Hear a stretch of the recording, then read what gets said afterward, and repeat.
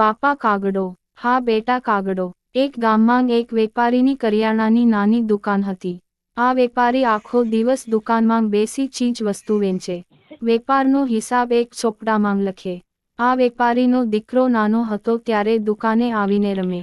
દુકાનની સામે ઝાડ પર કાગડો બેસીને કા કર્યા કરતો. નાનો બાળક એના બાપને કહ્યા કરે, બાપા જુઓ આ કાગડો. વેપારી ચોપડામાં માથું નાખી કામ કરતા જાય અને દીકરાને જવાબ આપતા જાય. હા બેટા કાગડો. આવું વારંવાર થાય એમાં વેપારી ભૂલથી ચોપડામાં લખી નાખે, બાપા જુઓ આ કાગડો. હા બેટા કાગડો. વર્ષો પછી વેપારી ઘરડો થઈ ગયો અને એનો દીકરો યુવાન થઈ ગયો એટલે દીકરાએ દુકાન સંભાળી લીધી. ઘરડો બાપ કોઈ વાર દુકાને આવીને બેસે અને દીકરા સાથે વાત કરવા લાગે.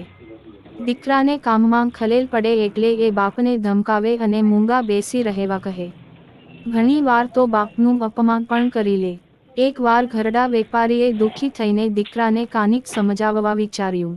એણે વર્ષો જૂના હિસાબના ચોપડાઓ દીકરા પાસે મૂકી દીધા. દીકરાએ આ ચોપડાઓ જોયા તો એમાં વાંચ્યું, બાપા જુઓ આ કાગડો. હા બેટા કાગડો. દીકરાને એના બાળપણની વાત યાદ આવી ગઈ કે પોતે સતત રમત કર્યા કરતો અને આવું બોલ્યા કરતો ત્યારે એના બાપ જરાયે અકળાયા વગર એને જવાબ આપ્યા કરતા એમાં જ એમનાથી ભૂલમાં આવું લખાઈ ગયું હતું. દીકરાને ખૂબ જ પસ્તાવો થયો કે એના બાપે જરાયે અકળાયા વગર એને આવા લાડ લડાવ્યા હતા જ્યારે પોતે તો ઘરડા થઈ ગયેલા બાપનું અપમાન કરે છે અને એમને વાત જ નથી કરવા દેતો. ત્યાર પછી દીકરો બાપનું ક્યારેય અપમાન ન કરતો અને એમની સાથે વાતો કરીને એમને આનંદમાં રાખતો. બરાબરથી વધુ ઘરડા મા બાપનું ક્યારેય અપમાન ન કરવું.